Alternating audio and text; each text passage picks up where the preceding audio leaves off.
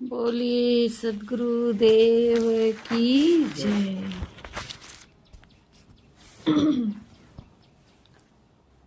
चिंता और वासना पर संयम। स्वामी शंकराचार्य जी ने कहा है, चिंता और वासना पर संयम कैसे करें, कैसे वासना को हम जीत सकते हैं। शंकराचार्य जी कहते हैं, निगृहा शत्रु अहम अवकाशा क्वचित न देया विषय अनुचिंतया सा यो संजीवन हेतु अस परीक्षण जंबीर तरोयु अम्बु। निगृहा शत्रु, अहंकार शत्रु पर निग्रह कर लेने, अधिकार कर लेने। जब निग्रह करते हैं तब हम उस पर अधिकार कर पाते हैं, जीत पाते हैं उसको। अहंकार शत्रु पर पूरा अधिकार कर लेने पर भी विषय चिंतन को पीछे थोड़ा भी अवसर नहीं देना चाहिए। क्वचित न दया विषया अनुचिंतया, विषय चिंतन को पीछे थोड़ा भी अवसर नहीं देना चाहिए। जब हम अहंकार पर पूरा अधिकार प्राप्त कर लें तो विषय चिंतन को फिर थोड़ा भी अवसर नहीं देना चाहिए कि उसका चिंतन मन में बार बार होता रहे। क्यों नहीं देना चाहिए? क्योंकि ये विषय चिंतन ही इस अहंकार के पुनः जीवित हो जाने के लिए वैसे कारण हो जाता है जैसे निस्तेज जंबीर पेड़ के हरा हो जाने में जल कारण हो जाती है। जंबीर कोई पेड़ है, पौधा है, वो पानी का सहयोग पाता है तो वो हरा भरा हो जाता है। ऐसे ही कह रहे हैं स्वामी शंकराचार्य जी कि विषय चिंतन ही अहंकार के पुनः जीवित हो जाने के लिए कारण बन जाता है। कैसे कारण बनता है? जैसे जंबीर पेड़ है, उसको जल का संयोग मिल गया तो पुनः फिर हरा भरा हो जाएगा। ऐसे ही जब विषयों का चिंतन पाता है तो अहंकार फिर से पुनः जग जाता है। अहंकार साधक के जीवन में अहंकार सबसे बड़ा शत्रु होता है। जितना अहंकार करेगा उतना ही समझो वो अपनी साधना से, कल्याण पथ से दूर होता जाता है, अपनी स्थिति से वो दूर होता जाता है। अहंकार नहीं करना चाहिए। अहंकार से ही सारे जितने विकार हैं सब आ जाते हैं फिर धीरे धीरे।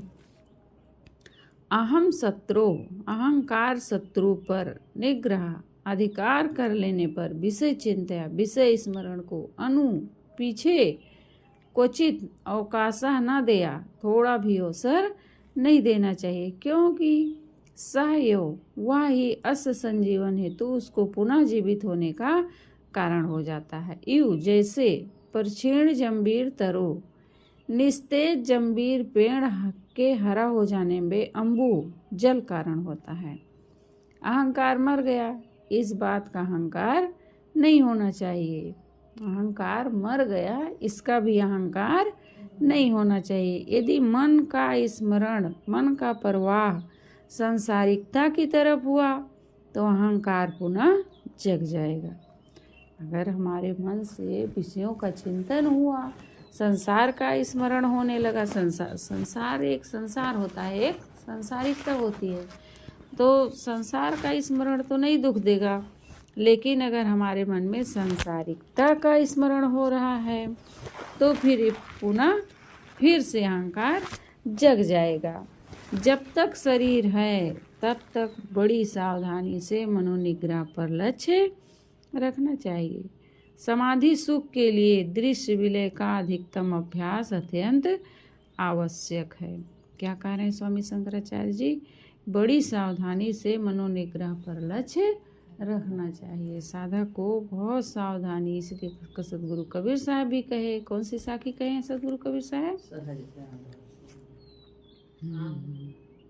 फहम आगे फहम पाछे, फहम दाहिने ढेर, फहम पर जो फहम करे सो फहम है मेर। सदगुरु कबीर साहब भी इसी बात को पुष्ट किए हैं कि सावधानी पर सावधानी रखने से ही हम मन को अपने निग्रह कर सकते हैं। मन पर अपने लक्ष्य रख के ही हम विकारों को जीत सकते हैं। और जिसे तो समाधि सुख चाहिए उसको तो सारे दृश्य का विलय करना ही पड़ेगा। देहात्मना संस्थिता संस्थिति यो कामी विलक्षण कामिता कथम स्यात् अतः अर्थ संधान पर त्वम यो भेद प्रसक्तया भवबंध हेतु। देह को अपना स्वरूप समझकर जो रहता है वही कामी होता है। जो देह को ही अपना स्वरूप समझता है, ये नहीं समझता है कि हम देह से मैं अलग हूँ, आत्मा अलग है, देह और मैं अलग अलग हूँ, ऐसा जो नहीं समझता है, केवल देह को ही अपना स्वरूप समझता है, वही कामी है। जो देहासक्त से भिन्न बोध लक्षण वाला है वह कामी कैसे हो सकता है? विषय चिंतन में डूबना और जीव से अलग ब्रह्म मानना ही भवबंधन के कारण है। क्या कारण ऐसा है? भवबंधन का कारण क्या है?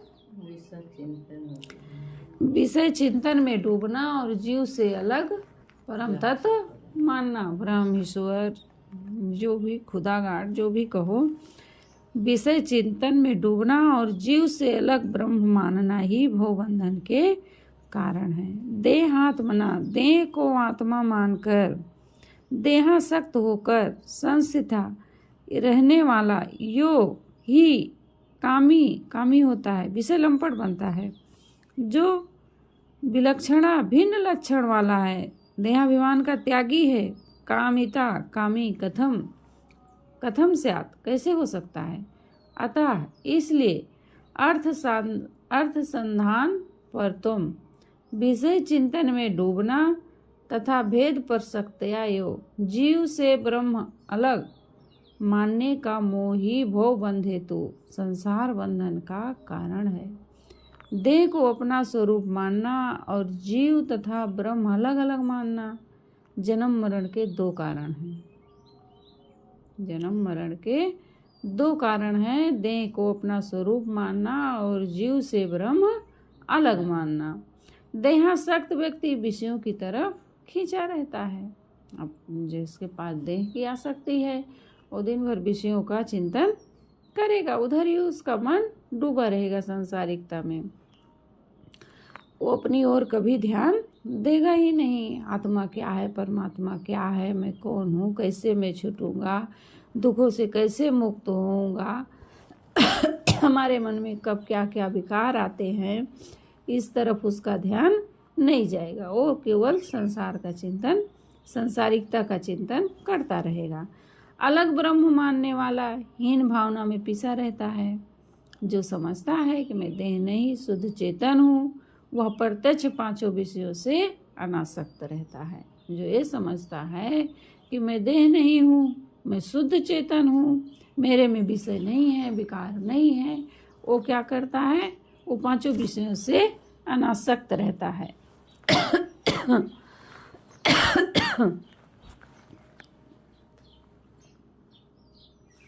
और मैं ब्रह्म हूँ, महान हूँ, पूर्ण हूँ, इस सत्यता को समझने वाला परोक्ष की कल्पना से रहित आत्म तृप्त रहता है, वह सदैव मुक्त ही है। भला कैसे हो गया?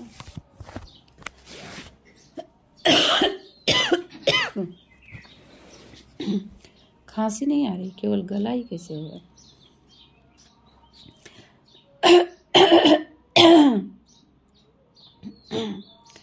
कार्य परवर्धनात् बीज प्रवृद्धि परदृश्यते कार्य नशात् बीज नाशा तस्मात् कार्यम निरोधेत। कार्य बढ़ने से उससे वासना बीज बढ़ते देखा जाता है और कार्य नष्ट होने से वासना बीज का नाश होता है।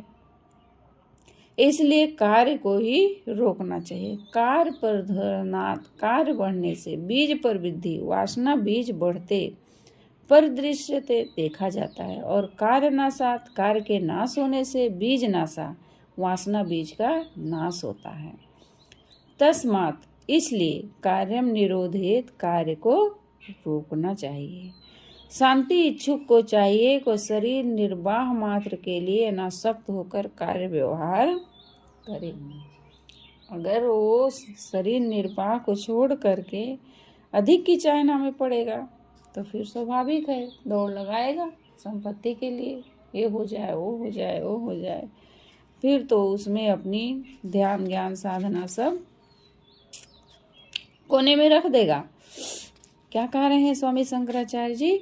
शांति इच्छुक को चाहिए को शरीर निर्वाह मात्र के लिए अनासक्त होकर, शरीर निर्वाह के लिए भी अनासक्त होकर ऐसे भी नहीं है कि उसको चाहना बस कोई चीज उपयोग करें, अनासक्त होकर कार्य व्यवहार करे। विशेष कार्य व्यवहार न बढ़ाए, कार्य बढ़ाने से उससे वासनाएं बढ़ेंगी, चित्त उद्वेगित होगा। और ये अलग बात है, विवेक वैराग में समर्थ व्यक्ति कार्य मुख मात्रा में बढ़ने पर भी शांत रहता है। जो विवेक वैराग में समर्थ व्यक्ति है वो कितना भी बढ़ जाए, गुरुदेव जी के लिए कितना भी बढ़ जाए कोई मतलब नहीं है, सब होता रहेगा। और कुछ भी बड़ी बड़ी सी घटनाएं हो जाती हैं वो बिल्कुल शांत। एक बार सत्संग चल रहा था, पता नहीं किसको कहीं करंट लग गया, थोड़ा कहीं रहा होगा, तार खुला, सत्संग चल रहा था, फिर करंट लगा कि कैसे हुआ, सब कोई गिर पड़ा तो सब डर गए, एकदम डर के मारे सब खड़े हो गए। तो सत्संग में और गुरुदेव जी एकदम शांत चुपचाप बैठे देख रहे हैं और सब घबरा गए। गुरुदेव जी थोड़ा भी नहीं घबराए, मैं आगे ही बैठ के सुनती थी सत्संग। गुरुदेव जी चुप है, मैं पीछे देख रही हूँ क्या हो गया, कहाँ क्या हो गया, और सब घबरा के एकदम खड़े हो गए। और गुरुदेव जी एकदम प्रवचन बंद करके चुप शांत। तो ऐसे जो स्थितिवान पुरुष होते हैं उनके लिए कहीं भी हो जाता है तो उसमें वो घबराते नहीं है बहुत ज़्यादा देख करके। एक जगह कहते हैं भूकंप आ गया, संत बैठे प्रवचन कर रहे थे ऐसे अंदर में जैसे हम लोग बैठे हैं, ऐसे बैठे संत कर रहे थे, सत्संग चल रहा था, तो भूकंप आया। अब भूकंप आया जब डगमगाया सब निकल करके बाहर भाग गए। कि घर अंदर रहते हैं सब बाहर भागते हैं कहीं घर गिर न जाए, अगर घर गिर गया तब फिर कहीं मौत न हो जाए, डरते हैं सब, मरना चाहता नहीं है कोई। यही भूकंप आया था हम लोग यहीं बाहर में वहीं बैठे थे, भोजन कर रहे थे। अब भूकंप आया तो भाग के बाहर जाके खड़े हुए डर के मारे तो भूकंप आया सब भागे। तो जो संत प्रवचन कर रहे थे विवेकी थे वो बैठे ही रह गए वो नहीं भागे। तो सब कहने लगे, जब शांत हुआ भूकंप फिर आए तो कहे कि गुरुदेव इतना भूकंप आया हम लोग डर गए, सब लोग बाहर भागे और आप बाहर नहीं भागे, आपको डर नहीं लगा? तो कहे भागा मैं भी था। तो कहे तो आप तो यहाँ से उठे ही नहीं, कहाँ भागे? कहे कि आप लोग बाहर भागे थे और मैं भीतर की ओर भाग गया था। वो अपनी आत्मा की ओर लौट गए। मतलब अब सोच लिए ये तो शरीर है, छूटना है, तो उसमें वो घबराते नहीं हैं, विचलित नहीं होते हैं। तो जो विवेक वैराग में समर्थ व्यक्ति हैं वो समर्थ व्यक्ति कार्य अमुक मात्रा में बढ़ने पर भी वो शांत रहते हैं। और कोई थोड़े कार्य में भी उलझ जाता है, थोड़ा ही रहता है लेकिन उसी में उसको लगता है हम पहाड़ ला रहे हैं, बहुत बड़ा काम कर रहे हैं, उलझ जाता है एकदम। देखना यह है कि अपना मन शांत रहे, उद्वेगहीन तथा चिंताहीन रहे, उतना ही कार्य उचित है, यही मन की कसौटी है।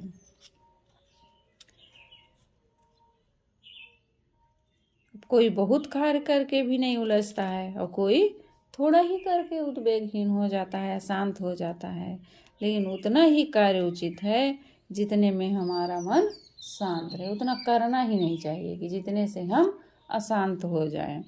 कसौटी मन है, हर हालत में साधक को अपना मन सोवत संयत शांत और समाधि लीन करना है। जीवन की ऊंचाई यह है कि साधक जब चाहे मन निर्विकल्प हो जाए। दृश्य विलय की शक्ति साधना का शिखर है। साधना का शिखर क्या है? दृश्य मात्र का विलय हो जाना, यानी कि हर स्थिति में मन निर्विकल्प हो जाए, निर्विकार हो जाए, ये सब साधना का शिखर है।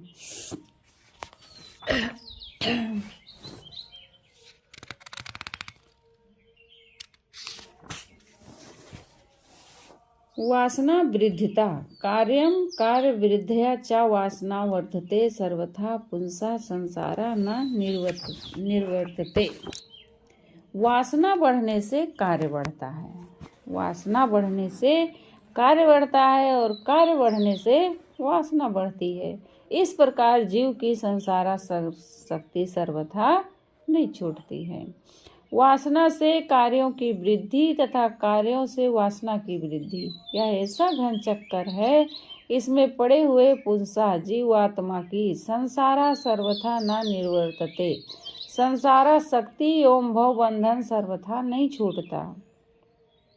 पूर्ण शांति एवं जीवन मुक्त प्राप्ति के लिए कार्य और वासना पर पूर्ण संयम करना चाहिए। वासना तो सर्वथा मिटा देना चाहिए, कार्य विवेक पूर्वक संतुलित करना चाहिए। वासना मिटा देना चाहिए, यानी कि वासना कैसे मिटेगी? विषयों का चिंतन ना करें, अपने आप मिट जाएगा सब धीरे धीरे। और जो कार्य है उसको भी विवेक पूर्वक संतुलित करना चाहिए, उतना ही करना चाहिए जिससे हमारा मन अशांत ना हो। कम करो, थोड़ा करो और अपनी साधना बनाए रखो।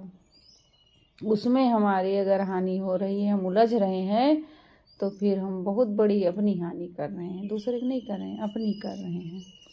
संसार बंधन विच्छित्ते तत्द्वयम् वर्धयेत् यति वासना वृद्धि यताभ्याम चिंतया क्रिया वही। साधक को चाहिए कि वह संसार बंधन काटने के लिए वासना और कर्म दोनों को ज्ञान की साधना में जला दे। संसार बंधन काटने के लिए क्या करना है?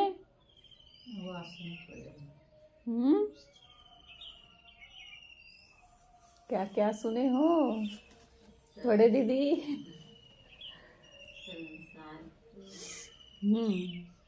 संसार बंधन काटने के लिए क्या करना है? कितना देर हो गए। वासना और क्रिया कर्म, यानी दोनों हमारा कैसे होना चाहिए? दोनों को जलाना पड़ेगा। उतना ही करना है जिससे हमारी साधना बनी रहे। संतुलित करना है काम क्रिया। संसार बंधन काटने के लिए वासना और कर्म दोनों को ज्ञान की साधना में जला देना है, क्योंकि विषय चिंतन और बाह्य क्रिया, इन्हीं से ही वासना बढ़ती है। किससे बढ़ती है वासना? विषयों के चिंतन और बाहरी क्रिया। अधिक क्रिया है तो फिर स्वाभाविक है वासना बननी है, वासना है तो फिर कर्म है, और कर्म है तो वासना है। जितना वासना बढ़ेगी उतना कार्य बढ़ेगा, मन दौड़ेगा संसार में, ये कर ले वो कर ले। संसार बंधन विच्छेदते, संसार बंधन काटने के लिए तत्द्वयम्, उन दोनों को, विषय चिंतन और विषय क्रिया को, विषय चिंतन और विषय क्रिया को यति त्यागी साधक परदहे जला दे, क्योंकि चिंतया, विषय चिंतन और वह क्रिया बाहरी क्रिया यथाभ्याम, इन दोनों से ही वासना वृद्धि, वासना बढ़ती है। संसार की धन दौलत और प्राणी पदार्थों का संग्रह, राग रंग ठाट बाट का रास्ता दूसरा है, और जीवन मुक्ति पद में स्थित होने का रास्ता दूसरा है। धन दौलत प्राणी पदार्थों को संग्रह करने का रास्ता दूसरा है, लेकिन अपनी स्थिति प्राप्त करने के लिए, जीवन मुक्ति पाने के लिए, मोक्ष पाने के लिए उसका रास्ता दूसरा है। परमानंद पद, परम शांति पद, जीवन मुक्ति पद के लिए बाह्य चिंतन, बाह्य क्रिया तथा बाह्य वासना सबका त्याग आवश्यक है। लेकिन क्या होता है, मन जो है वो बाहर बाहर ही दौड़ता रहता है।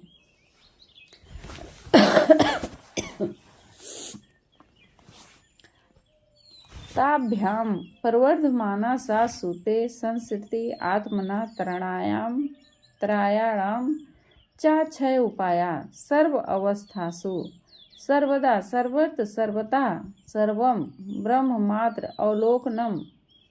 अवलोकनम सद्भाव वासना दाढ़यात तत्त्रयम् लयम अश्नुते। विषय चिंतन और बाह्य क्रिया से वासना बढ़कर आत्मा के लिए सांसारिक बंधन पैदा करती है। विषय चिंतन और बाह्य क्रिया से वासना बढ़कर आत्मा के लिए सांसारिक बंधन पैदा करती है। विषय चिंतन, विषय क्रिया और विषय वासना। विषय चिंतन, विषय क्रिया और विषय वासना, इन तीनों का नाश उपाय है सब अवस्थाओं में सर्वदा सर्वत्र सर्वता सबको मात्र बाह्य रूप देखना। इस सत्य आत्म अस्तित्व की वासना दृढ़ हो जाने पर उक्त तीनों की समाप्ति हो जाती है। किस तीनों की समाप्ति हो जाती है? बाह्य क्रिया नहीं, तीन कौन कौन है? वासना, क्रिया और अभी तो बताए।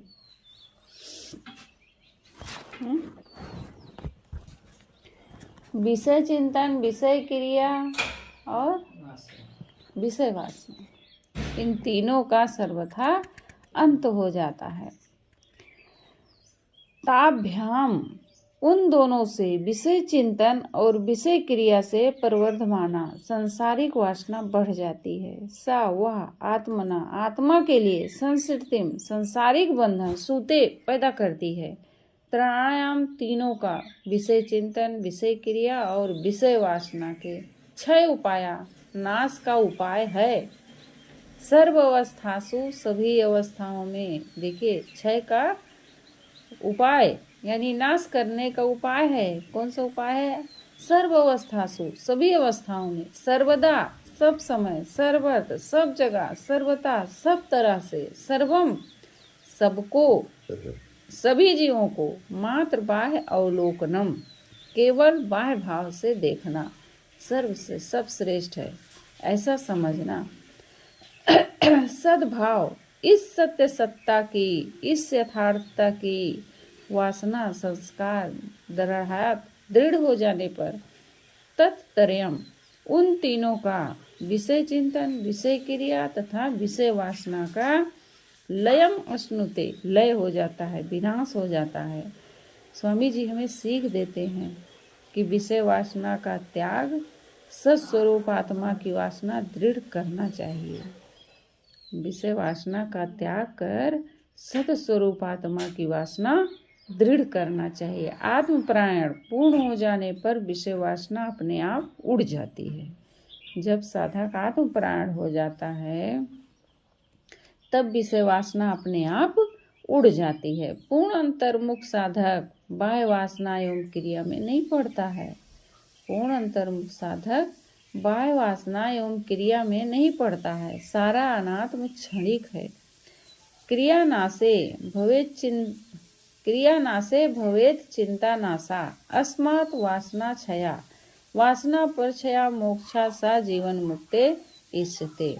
क्रिया नाशे, सकाम कर्म प्रपंच प्रवृत्ति का नाश होने से, भवेत होता है, चिंता नाशा, चिंता का नाश, अस्मात्, इससे, वासना क्षया, वासना का नाश होता है, वासना पर क्षया, वासना का पूर्ण नाश, मोक्षा, मोक्ष है, सा वही, जीवन मुक्ति, जीवन मुक्ति इससे कहलाती है, इससे कहलाती है। क्रिया के नाश से चिंता का नाश होता है, इससे वासना का नाश होता है और वासना का नाश मोक्ष है। इसी को जीवन मुक्ति इससे, इसी को जीवन मुक्त कहलाती है। सद स्वरूप आत्मवासना की प्रफुल्लता बढ़ने पर अहंकार आदि की वासना वैसे नष्ट हो जाती है जैसे सूर्य का प्रकाश फैलने पर घोर रात की अंधियारी पूर्णतया नष्ट हो जाती है। वासना कैसे नष्ट होती है? रात्रि के समान नष्ट होती है। चाहे बंदगी साहे साहे साहे वासना कैसे नष्ट होती है? जैसे सूर्य का प्रकाश फैलने पर घोर रात्रि नष्ट हो जाती है। कब? जब अपने स्वस्वरूप आत्म वासना की प्रफुल्लता बढ़ जाती है। वही वासना हमारी जब आत्मा की ओर हो जाती है, तब फिर जैसे सूर्य का प्रकाश फैल जाता है तो रात अंधियारी पूर्ण नष्ट हो जाती है, वैसे ही हमारे भीतर की वासना नष्ट हो जाती है। सत्य स्वरूप आत्मा का वासना संस्कार स्फूर्त प्रकटीकरण वृज्जम बढ़े सति बढ़ने से ही निश्चय से असो यह अहम आदि वासना अहंकार आदि वासना अपि भी विलीना नष्ट हो जाती है। यथा जैसे अरुण प्रभायाम सूर्य के प्रकाश में अति प्रकृष्टा तस्मिन तमिस्रत्रा अपि घोर अंधियारी रात भी साधु पूर्णतया विलीयते नष्ट हो जाती है। सूर्य उगता है तब वह अरुण दिखता है, लाल दिखता है। यहाँ अरुण से प्रातःकालीन सूर्य है, उसके प्रकाश में घोर रात की अंधियारी नष्ट हो जाती है। सद आत्मा है, निज स्वरूप चेतन है, उसके ज्ञान स्मरण अनुराग और स्वरूप स्थिति की प्रगाढ़ता में देह आदि के अहंकार ममकार नष्ट हो जाते हैं। साधक को हर समय बाह्य वृत्ति त्याग कर अंतर्मुख होने का अभ्यास करना चाहिए। तमः तमः कार्यम अनर्थ जालम न दृश्यते सत उदिते दिने से तथा अध्यय आनंद रस अनुभूतो न यो अस्थि बंधा नाचा दुखा गंधा। जैसे सूर्य के उदय पर न अंधकार रहता है और न उसमें होने वाले चौरत्वादी अनर्थ विस्तार दिखाई देता है, वैसे असंग आत्मानंद के रसानुभव में लीन होने पर न बंधन रहता है और न दुख की गंध ही रहती है। असंग आत्मानंद के रसानुभव में लीन होने पर न बंधन रहता है और न दुख की गंध रहती है। दिने से उदिते सती सूर्य के उदय होने पर तमा तमा कार्यम अनर्थ जालम अंधकार और अंधकार के कार्य चौरत्व आदि अनर्थ समूह न दृश्यते नहीं दिखाई देते हैं। तथा वैसे ही अध्यय आनंद रस अनुभूतो कैवल्य आनंद रस के अनुभव होने पर न बंधा अस्ति न बंधन रहता है, चा और न यो दुखा गंधा न ही दुख की गंध रहती है। ये सबका सहज अनुभव है। सवेरा होते ही रात चली जाती है और रात में किए जाने वाले मनुष्यों के मलिन कर्म भी बंद हो जाते हैं। आदमी क्या कह रहे हैं साहब? जो रात में मलिन कर्म करते हैं वो भी दिन में बंद हो जाते हैं। इसी प्रकार स्वस्वरूप का ज्ञान होने पर वैराग्य और अभ्यास द्वारा जब मन अंतर्मुख होकर आत्मलीन हो जाता है, तब अद्वैत कैवल्य असंगत तथा निराधार स्थिति आती है। इस अवस्था में न कुछ दुख रहता है और न बंधन रहता है। इस अवस्था में न दुख रह जाएगा और न बंधन रह जाएगा। तो स्वामी शंकराचार्य जी इस प्रसंग में क्या कह रहे हैं? क्रिया, चिंता और वासना पर कैसे संयम हम कर सकते हैं और कैसे इसको हम जीत सकते हैं।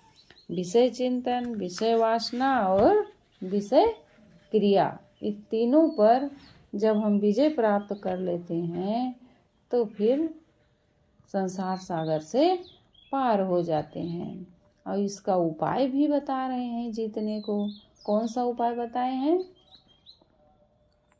जैसे सूर्य उदय होता है अंधकार सब अवस्था में सर्वदा सर्वतः सबको मात्र बाह्य रूप देखना। स्वामी जी हमें सीख दे रहे हैं कि विषय वासना का त्याग कर सब स्वस्वरूप आत्मा की वासना दृढ़ करना चाहिए, इसका विलय करना चाहिए। और कैसे हम विलय कर सकते हैं? जब सब जगह क्या देखेंगे? सबको मात्र बाह्य रूप देखेंगे, सत्य आत्म अस्तित्व की वासना दृढ़ हो जाने पर इन तीनों की समाप्ति हो जाती है। आत्म प्राण पूर्ण हो जाने पर विषय वासना अपने आप उड़ जाती है। अंतर्मुखी साधक बाह्य वासना एवं क्रिया में नहीं पड़ता है, वो सब दृश्य मात्र का वो विलय कर देता है। संसार के धन दौलत प्राणी पदार्थ राग रंग ठाट पाट वो इन सब में नहीं उलझता है। जो साधक होता है उसका रास्ता इससे अलग होता है। वो क्या करता है? परमानंद परम शांति परम पद जीवन मुक्ति के लिए वो बाह्य चिंतन बाह्य क्रिया और बाह्य वासना सबका त्याग कर देता है। तो इस प्रसंग में स्वामी शंकराचार्य जी बता रहे हैं क्रिया चिंता और वासना पर पूर्ण संयम हम किस प्रकार से कर सकते हैं। इसका हम सबको मनन करके अपने जीवन का उद्धार करना है। बोलिए सद्गुरु देव की जय।